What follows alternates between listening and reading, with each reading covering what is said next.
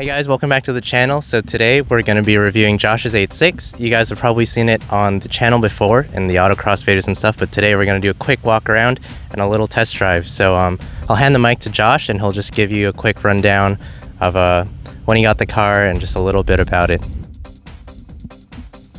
Well, I've had the car since 2013. It's not my first AE86, but once you kind of get in the Corolla game, you kind of get stuck with these turds for a while. But fun car, mainly for track duty these days, but does the daily drive decent as well.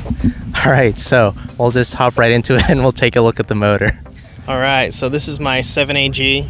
It's a 1.8 liter bottom end from a newer lame spec Corolla, and 20 valve 4AG head.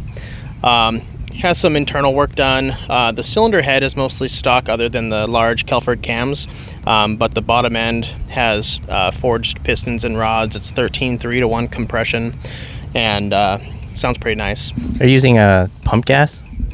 This one technically does run on pump gas because 100 octane is at the pump locally, so that helps.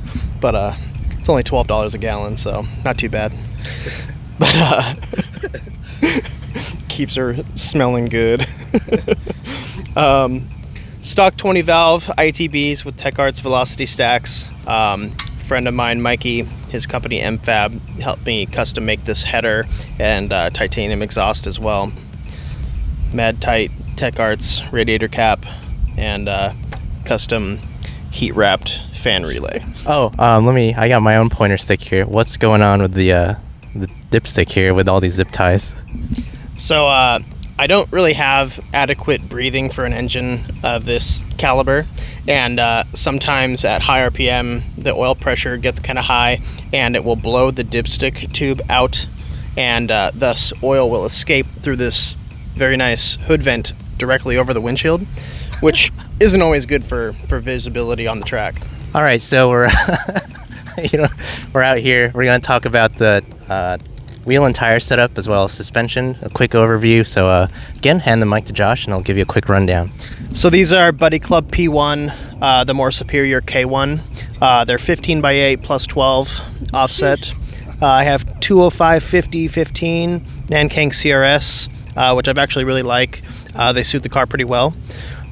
Brakes, we have Willwood 4-piston brakes in the front, 280 millimeter, running Willwood BP40 pads. The rear is S13 rotor with Project Moo club racer pads. Suspension is annexed Club Spec Pro, 8K front, 6K rear spring rates.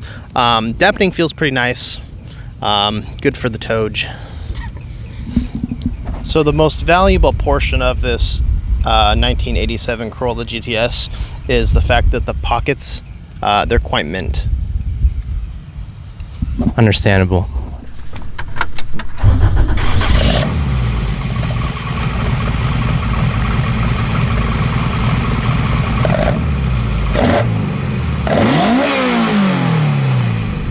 Streetcar.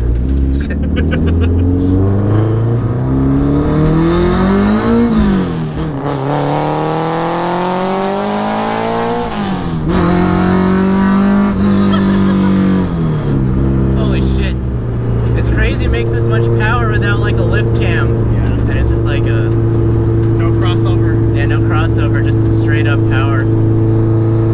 1.8 big block. Yeah.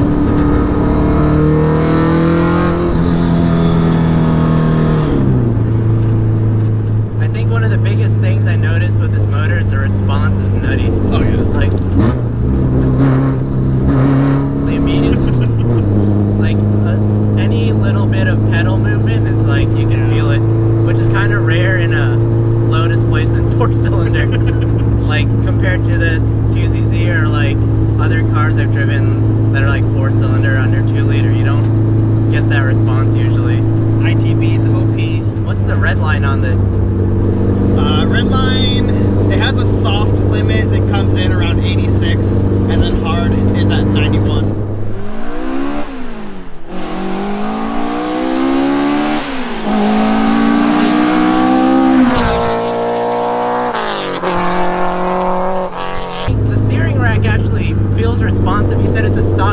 box rack, right? It's actually a stock AW11 MR2 rack. So it's kind of weird because Jude's car is not as responsive when he had his stock rack. Yeah, the combination when it's in an 8.6 specifically, especially with power steering knuckles, is what really makes it quicker. Okay. Than being just in an AW11. Yeah, this is really nice because that was the one thing with the AW11, but it feels like a normal responsiveness here, almost like a Miata, which is nice. And then no power steering, but it's very light. It's not too bad when you actually go in. That's why I'm kind of worried about going to the flows rack. I don't even know if it's needed. Like, it feels good. Well, this one's kind of worn out internally. Okay. But kind of just holding on to it for nostalgia.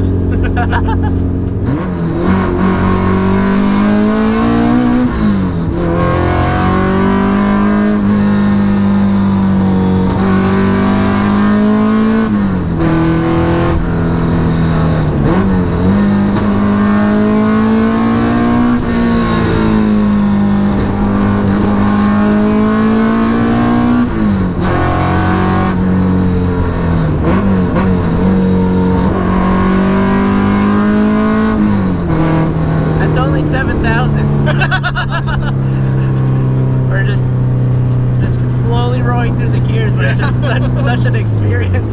One thing that's nice about the 1.8 Motovan, it's not much more displacement, but it's quite a bit more torque throughout the entire power band going to that. So I did drive this as a 1.6, and it just really feels like elevated as far as like delivery and everything. Much more linear. Or like when I drove the 1.6, it did feel like, you know, you want a little bit more, but this one feels very...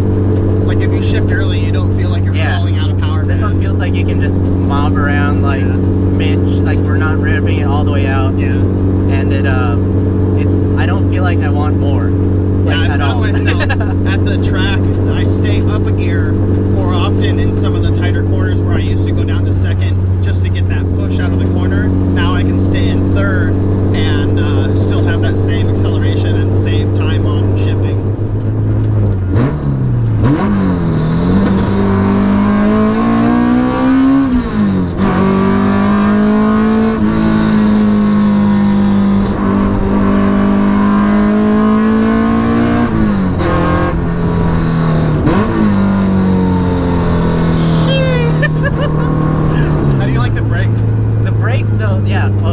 Good question. So the brakes are very responsive, and the stiff pedal is really nice. Yeah,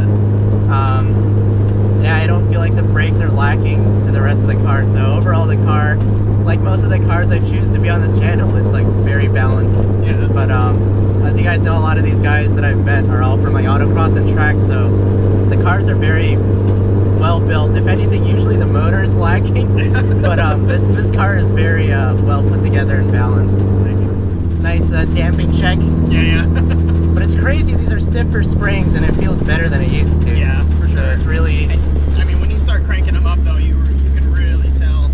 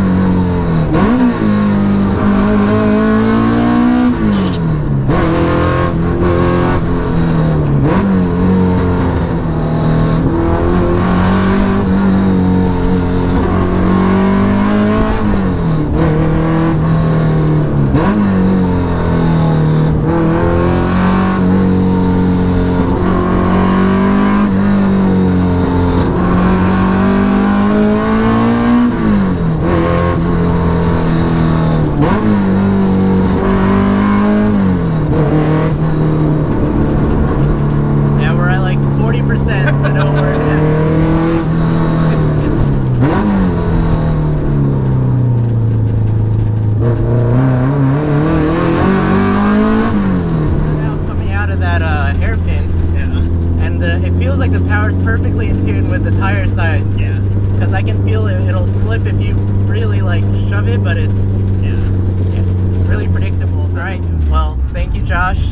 We'll wrap up the video now. I'll do a quick pull for the boys, but